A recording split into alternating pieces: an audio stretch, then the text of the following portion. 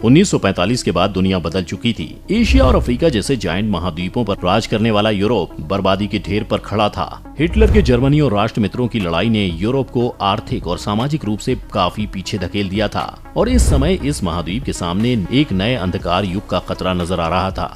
ऐसे में दुनिया के सबसे ताकतवर देश अमेरिका ने यूरोप की मदद करने का ऐलान किया और एक ऐसा प्लान सामने रखा जिससे यूरोप तरक्की की राह पर वापस लौटा। ये अमेरिका का मार्शल प्लान था जिसमें यूरोप को कर्ज देने से लेकर उसे एक संगठित महाद्वीप बनाने की भूमिका तैयार की गई थी।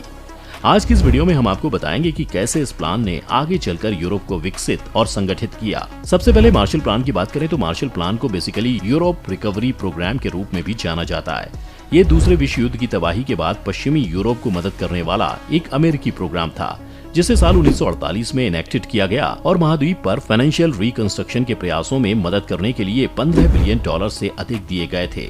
इस प्लान को जॉर्ज सी मार्शल के नाम पर रखा गया है।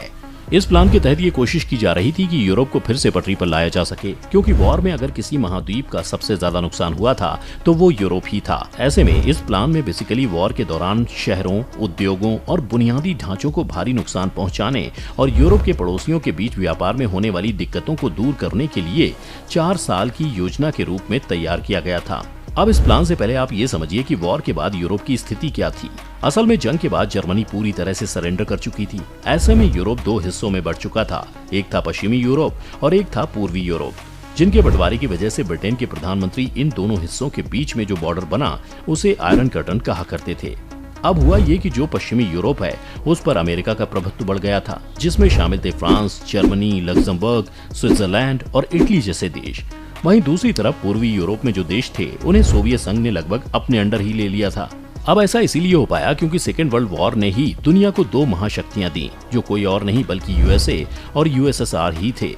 ऐसे में दोनों शक्तियां पूरी दुनिया में अपने आप को आगे रखने के लिए अपने बाकी के देशों को अपना सपोर्ट देकर उसे उभारने के बहाने अपना फायदा करना चाहते थे। इसी चीज को देखते हुए यूरोप दोनों की नजरों में आया था। ऐसे में अमेरिका ने आगे बढ़कर यूरोप की मदद करने के लिए उसे उभारने के लिए एक बहुत बड़ा प्रोग्राम बनाया। इस प्रोग्राम का नाम रखा गया था मार्शल प्रोग्राम।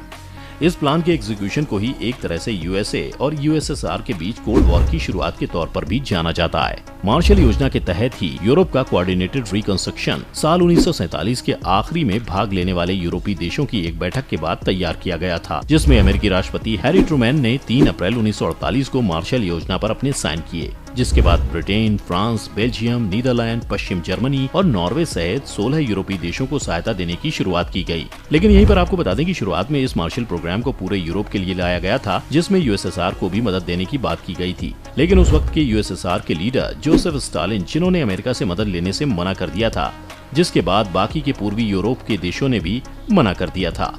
अब जब देना सिर्फ कुछ ही देशों को था तो ऐसे में कुल सहायता का 90% हिस्सा 16 यूरोपीय देशों को ग्रांट के रूप में भी दिया गया, जिसमें सबसे ज्यादा ब्रिटेन को दिया गया था। इस पूरे प्रोग्राम का मकसद यही था कि यूरोप में ठप पड़ चुकी कृषि को फिर से ढर्रे पर लाया जाए, जिसके लिए बड़े पैमाने पर कृषि से जुड़ी चीजों को यूरोप के देशों में भेजा गया। कृषि के साथ ही साथ जो दूसरा सेक्टर था जिसमें सबसे ज्यादा बर्बादी हुई थी वो था पूरे यूरोप का इंडस्ट्रियल सेक्टर, क्योंकि हवाई हमलों ने बड़ी बड़ी फैक्ट्रियों को तबाह कर दिया था। इसीलिए इस मदद में इन खराब और बंद पड़ चुकी फैक्ट्रियों को फिर से शुरू किया गया। इसके साथ ही हजारों की संख्या में यूरोप के लोगों को इसी प्लान के तहत अमेरिका भेजा गया, जहां उन्होंने नई इंडस्ट्रियल इंजीनियरिंग और टेक्नोलॉजी को सीखा और फिर वापस आ गए, जिससे इंडस्ट्रियल सेक्टर को भी नई टेक्नोलॉजी मिल गई। इस तरह से देखा जाए तो 1947 से 1951 तक के 4 साल के दौरान जितना सोचा गया था, मार्शल प्लान ने उससे कहीं अधिक फायदा यूरोप को पहुंचाया और खेती से लेकर इंडस्ट्रीज तक की ग्रोथ बहुत अच्छी थी। और यही वो समय भी बना जब पूरे यूरोप में ट्रांसपोर्टेशन की कमी को दूर करने के लिए ऑटोमोबाइल सेक्टर में भी एक बड़ा बूम आया और यूरोप में भी ऐसी कंपनियों ने अपनी फैक्ट्रियां लगाईं, जिसे बनाना वर्ल्ड वॉर के बाद तो बहुत मुश्किल लग रहा था। खैर, ये तो सिर्फ पश्चिमी यूरोप की कहानी हो गई, लेकिन अगर पूर्वी यूरोप की बात करें तो वहाँ पर कम्युनिज्म का बहुत बोलबाला था। और ये बोलबाला ऐसा था कि यूएसएसआर ने इन देशों के डेवलप करने या कहें कि रीडेवलप करने के लिए जो प्लान बनाए थे वो भी ज्यादातर यूएसएसआर के अपने नियमों से मेल खाते थे। जैसे उन्होंने अपने यहाँ के हिसाब से ही कृषि को पूरी तरह से सेंट्रलाइज कर दिया, यानी कि खेती भले ही किसान करे लेकिन उनका खेत और उस अनाज पर मालिकाना हक नहीं होगा। और इसी तरह इंडस्ट्रियल सेक्टर के साथ भी हुआ।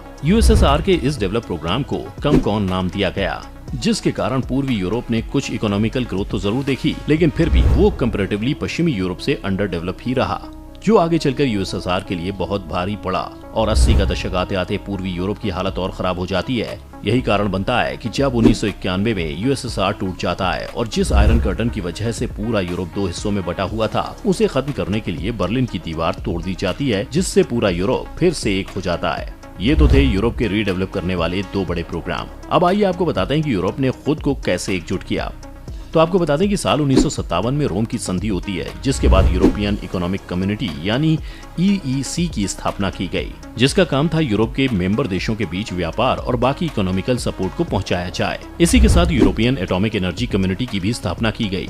बाद में इस संगठन में शामिल देशों की संख्या बढ़ती गई और इसी के साथ समय समय पर इस ऑर्गेनाइजेशन के ढांचे में भी बदलाव किया गया। संगठन के फायदों को देखते हुए बाकी के यूरोपीय देशों ने भी इसकी सदस्यता ले ली। साल 1973 में ब्रिटेन, डेनमार्क और आयरलैंड ने भी EEC को ज्वाइन कर लिया।